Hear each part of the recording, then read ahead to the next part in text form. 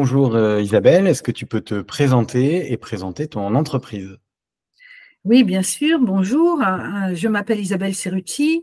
Je travaille chez Air France et je suis la responsable de la Sales and Development Academy, autrement dit l'école de la direction commerciale. Est-ce que tu peux nous en dire plus sur comment tu t'es intéressé toi à l'IA générative? Oui, bien sûr. Eh bien, en fait, c'est à partir du moment où ChatGPT a commencé à faire le buzz, moi, je me suis intéressée aux opportunités que pourrait amener cet outil sur les métiers de la formation, puisque c'est mon métier depuis déjà quelques années. Et alors chez Air France, dans quelle phase de maturité vous êtes? Est-ce que c'est plutôt une entreprise curieuse qui avance pas à pas mais lentement, prudente qui fait attention à prévenir tous les risques, déjà engagée et qui fonce un peu? Vous en êtes où à peu près? Je dirais un mixte un peu de prudence et d'engagée. Je dirais engagée, prudente. Engagée parce que depuis déjà juillet 2023, les équipes IT et celles de la Data Factory ont développé un chat GPT privé et sécurisé qui a été mis à disposition des salariés. Et puis, il y a aussi des initiatives maintenant qui se lancent un peu et qui se fleurissent autour de l'accompagnement des salariés pour une meilleure adoption des IAG. Ok, ok. Donc vous avez votre IA générative privée. Est-ce que Oui. vous, chez Air France, il y en a qui utilisent aussi d'autres IA génératives publiques comme ChatGPT, Copilot, Gemini ou autres? Alors oui, ChatGPT, ça c'est sûr. Copilote pour certains, puisqu'on est dans une phase de test. Il y a 300 testeurs dans la compagnie sur Copilote. Et puis probablement aussi, certains de mes collègues utilisent certaines IAG génératives d'images, je pense aussi, pour certains métiers comme celui de la com, etc. Et alors, on va faire un zoom spécifique sur une des initiatives RH interne que j'ai trouvé très intéressante quand tu m'en as parlé. En fait, chez Air France, vous avez créé un guide d'usage des IA génératives et vous avez même commencé par la fonction RH. Est-ce que tu peux nous expliquer qu'est-ce que c'est ce guide d'usage et quel était l'objectif?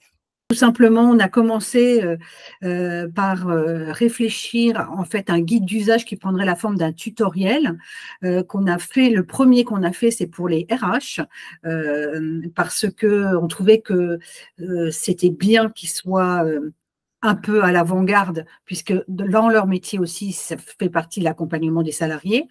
Donc, et dans ce tutoriel qu'on a appelé IA, votre nouvel atout, il y a une bonne partie qui est consacrée aux définitions incontournables, aux précautions d'emploi, aux tips et bonnes astuces pour savoir rédiger des prompts. Et aussi, au cœur de ce tutoriel, il y a une bibliothèque de modèles de prompts qu'on a appelée bibliothèque de prompts. Eh bien alors, intéressons-nous à cette bibliothèque de prompts. Est-ce que tu peux nous dire concrètement ce qu'on peut y trouver et nous donner des cas d'usage pour les RH et puis pour d'autres fonctions, on pourra s'intéresser aussi aux commerciaux ou aux managers. Oui, tout à fait, puisque si le tutoriel destiné aux RH a été le premier, il a fait des petits après pour d'autres populations. Mais l'intérêt de la bibliothèque de prompt, c'est que vraiment, on essaye de toucher notre public en travaillant sur des cas d'usage liés à leur métier. Alors, c'est vrai que pour les RH, on a beaucoup travaillé autour de prompts liés à la description de poste. C'est un grand classique, mais c'est un cas qui leur parle et qui les soulage aussi au quotidien. Donc, il y a eu plusieurs prompts, c'est-à-dire qu'on peut partir de rien pour décrire, pour décrire un poste. On peut partir de la mission générale, et à ce moment-là, on demande à l'IA de compléter. On peut partir aussi de quelque chose qu'on a écrit de A à Z, mais qui ne semble pas attirer les foules, donc ça permet de la rendre plus attractive. Enfin, il y a plusieurs aussi manières de traiter cette description de poste. Et à chaque fois, ce sont des modèles qu'on propose, c'est-à-dire qu'on écrit et on rédige 80% du prompt et on laisse certains éléments entre crochets, et libre à chacun de remplacer ces crochets par du texte qui correspond à leurs besoins. Ça permet comme ça de personnaliser un prompt et le rendre le moins générique possible. C'est ça qui est intéressant. Pour les, Ok.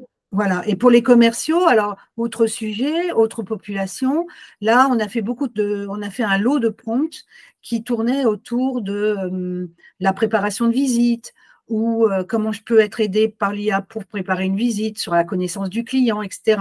Et puis aussi beaucoup sur répondre aux objections, parce que ça, c'est un grand exercice pour les commerciaux. Ils ont un certain nombre d'objections des clients et pour mieux les armer à y répondre, on a travaillé sur des prompts qui les préparent à ça. Ça, c'était pour les commerciaux, pour les RH. On en a fait aussi pour les managers. Alors là, pour les managers, c'est notre dernier tutoriel qu'on a fait.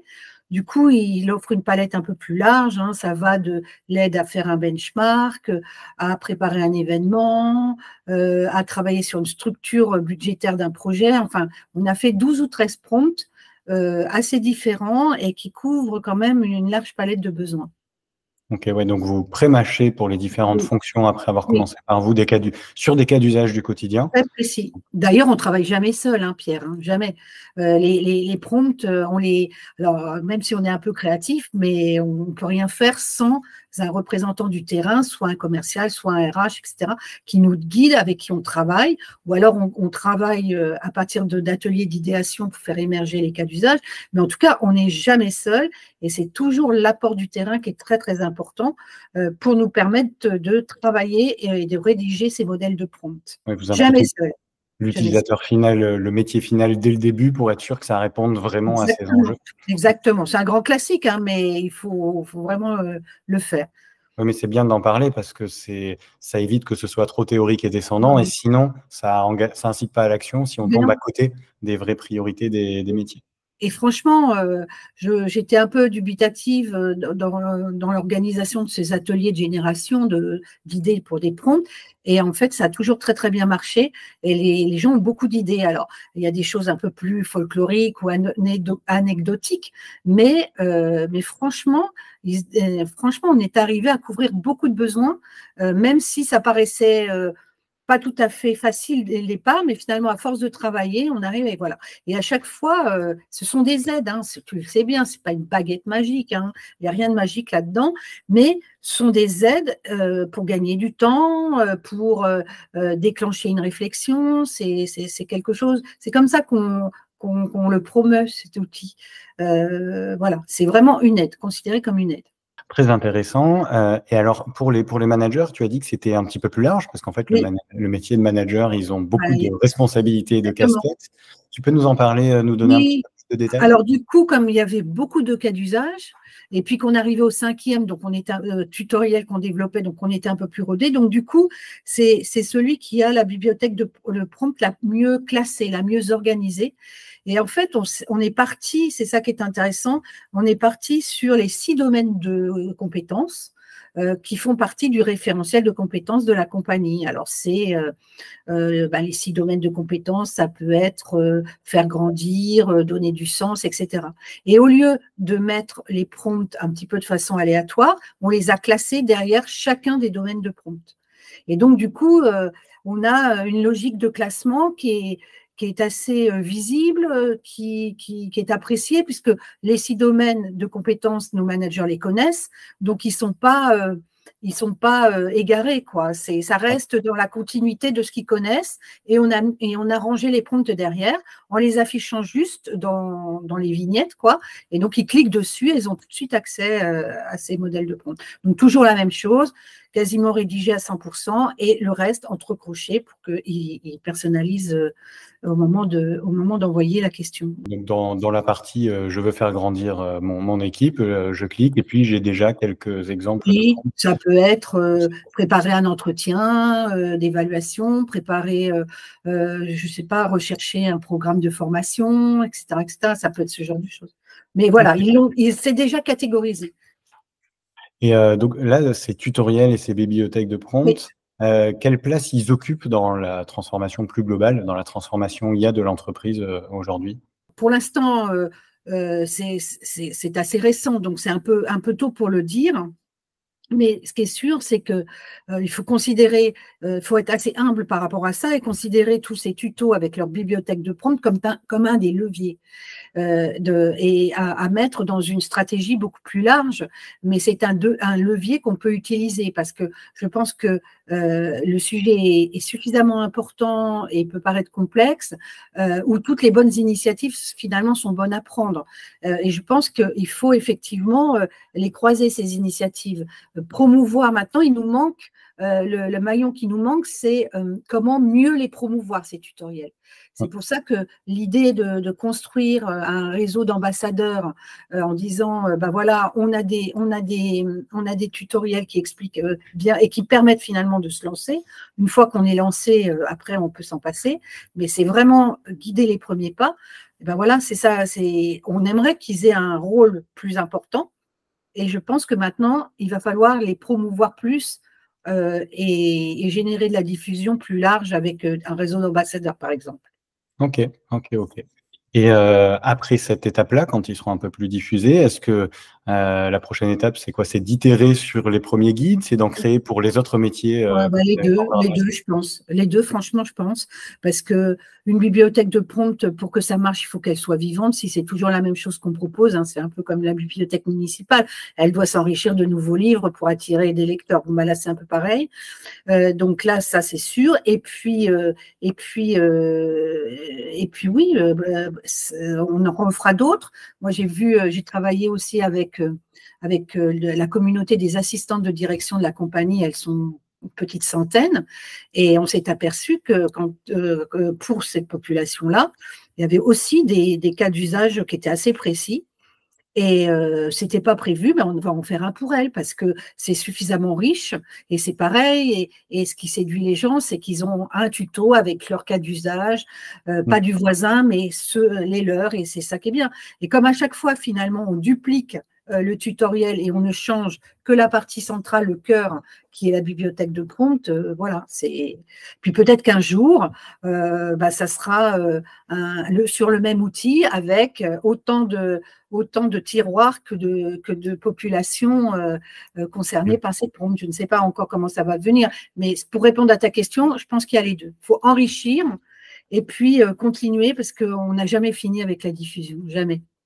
Oui, bah, j'imagine bien. Bah, moi, ce que je trouve vraiment très intéressant pour celles et ceux qui nous écoutent, c'est que c'est et concret et personnalisé pour les métiers en lien direct avec une journée de travail. Et donc, je pense que c'est ça qui C'est incite ça. à C'est ça. l'usage. Est-ce que tu as tu as un conseil original ou non pour les RH qui nous écoutent et qui veulent prendre le virage de l'intelligence artificielle? Alors, original, je ne sais pas, je ne sais pas, je ne pense pas, mais en tout cas, le conseil que j'ai à donner, c'est qu'effectivement, faut y aller, faut pratiquer quand on est RH, il faut pratiquer pour soi parce qu'on doit accompagner les autres, donc il faut être déjà habile, voilà, et puis pratiquer,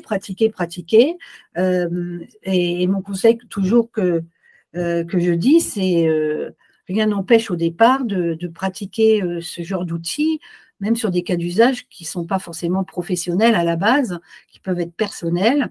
Mais l'essentiel, c'est de pratiquer et de se sentir à l'aise, parce qu'il est très important que ce soit comme ça pour pouvoir accompagner les autres derrière et comprendre tout ce que cet outil va impacter dans nos tâches et dans notre quotidien.